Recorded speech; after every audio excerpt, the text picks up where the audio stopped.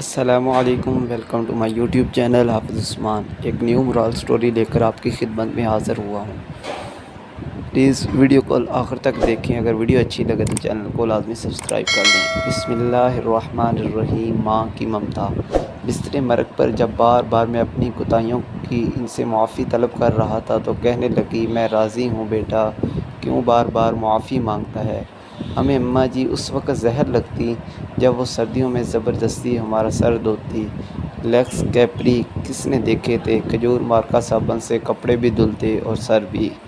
آنکھوں میں صابن کانٹے کی طرح چبھتا اور کان اماں کی ڈانٹ سے لال ہو جاتے۔ ہماری ذرا سی شرارت پر اماں آگ بگولا ہو جاتی اور کپڑے دھونے والا ڈنڈا اٹھا لیتی جسے ہم ڈمنی کہتے ہیں۔ لیکن مارا کبھی نہیں۔ کبھی عین وقت پر دادی جان نے بچا لیا، کبھی بابا نے اور کبھی ہم ہی بھاگ دیے۔ گاؤں کی رونقوں سے دور عین فصلوں کے بیچ ہمارا ڈیرا تھا۔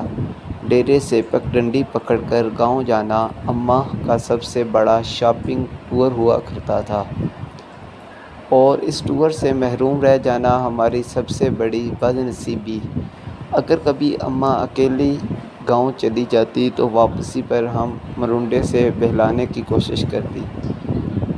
ہم پہلے تو ننھے ہاتھوں سے اماں جی کو مارتے، ان کا دوپٹہ کھینچتے، پھر ان کی گود میں سر رکھ کر منہ پھاڑ پھاڑ کر روتے۔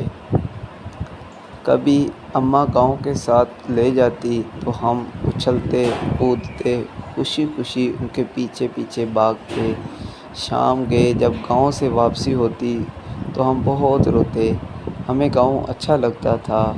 ماں، ہم گاؤں میں کب رہیں گے؟ میرے سوال پر اماں وہی گھسا پھٹا جواب دیتیں، جب تو بڑا ہو کر نوکری کرے گا، بہت سے پیسے آئیں گے، تیری شادی ہوگی، وغیرہ وغیرہ۔ یوں ہم ماں بیٹا باتیں کرتے کرتے تاریک ڈیرے پر آن پہنچتے۔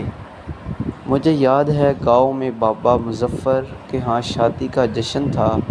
وہاں جلنے بجھنے والی بتیاں بھی لگی تھیں اور پٹاخے بھی پھوٹ رہے تھے۔ میں نے ماں کی بہت زیادہ منت کی کہ رات ادھر ہی ٹھہر جائیں، لیکن وہ نہیں مانی۔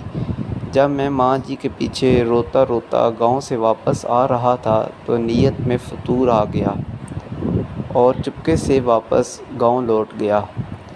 شام کا وقت تھا۔ ماں کو بہت دیر بعد میری گمشدگی کا اندازہ ہوا۔ وہ پاگلوں کی طرح رات کے اندھیرے میں کھیتوں میں آوازیں لگاتی اور ڈیرے سے لے کر گاؤں تک ہر کونے میں لالٹین لگا کر جھانکتی رہی۔ رات کے جب میں شادی والے گھر سے بازیاب ہوا تو وہ شیرنی کی طرح مجھ پر حملہ آور ہوئیں۔ اس رات اگر گاؤں کی عورتیں مجھے نہ بچاتی تو اماں مجھے مار ہی ڈالتیں۔ ایک بار ابو جی نے اپنے پیر صاحب کو ملنے سرگودا گئے ہوئے تھے۔ میں اس وقت 6-7 سال کا تھا۔ مجھے شدید بخار ہو گیا۔ اماں جی نے مجھے گرم چادر میں لپیٹ کر کندھے پر اٹھایا اور کھیتوں سے گزرتی 3 کلومیٹر دور گاؤں کے اڈے پر ڈاکٹر کو دکھانے لے گئیں۔ واپسی پر ایک خالے کو پھلانگتے ہوئے وہ کھیت میں گر گئیں، لیکن مجھے بچا لیا۔ انہیں شاید گھٹنے پر چوٹ آئی۔ ان کے منہ سے میرے لیے حسبی اللہ نکلا۔ یہ واقعہ میری زندگی کا سب سے پرانی یادداشتوں میں سے ایک ہے۔ یقیناً وہ بڑی ہمت والی خاتون تھیں اور آخری سانس تک محنت مشقت کی چکی پیستی رہی۔ پھر جانے کب میں بڑا ہو گیا اور اماں سے بہت دور چلا گیا۔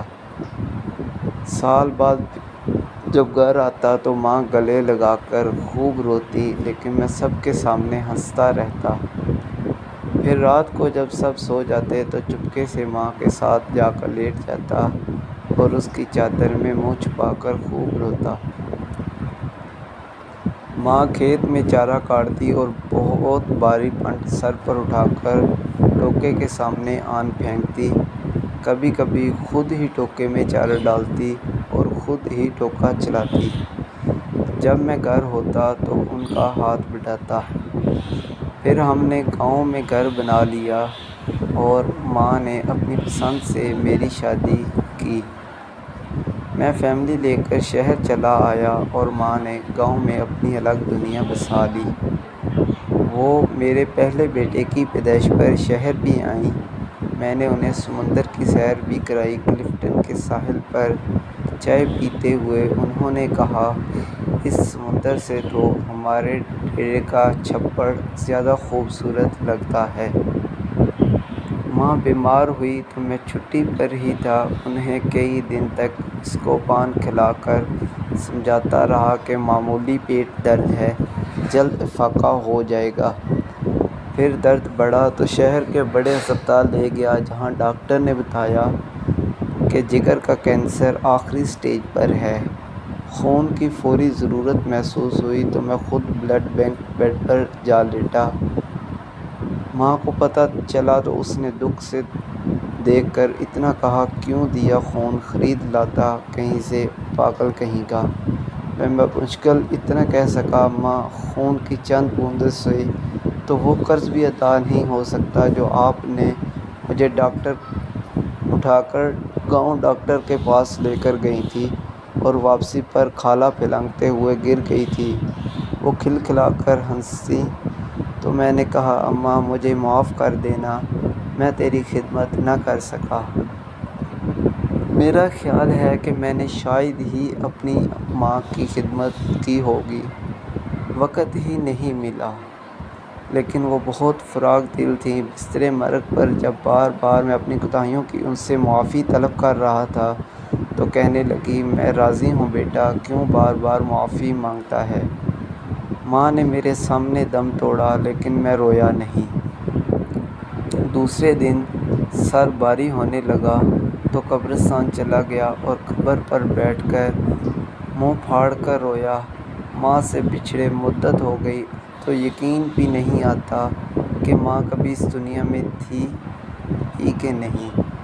آج بیت اللہ کا طواف کرتے ہوئے پٹھانوں اور سوڈانیوں کے ہاتھوں فٹ بال بنتا بنتا جانے کیسے دیوارِ کعبہ سے جا ٹکرایا۔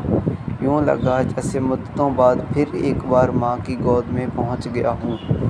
وہی سکون جو ماں کی گود میں آتا تھا، وہی اپنائیت، وہی محبت جس میں خوف کا عنصر بھی شامل تھا۔ اس بار منہ پھاڑ کر نہیں، دھاڑیں مار مار کر رویا۔ 70 ماؤں سے زیادہ پیار کرنے والا ربِ کعبہ اور ہم صدا کے شرارتی بچے۔ ویڈیو اچھی لگی تو چینل کو لازمی سبسکرائب کر لیں تاکہ مزید اچھی اور معلوماتی ویڈیو آپ تک پہنچتی رہیں۔ شکریہ۔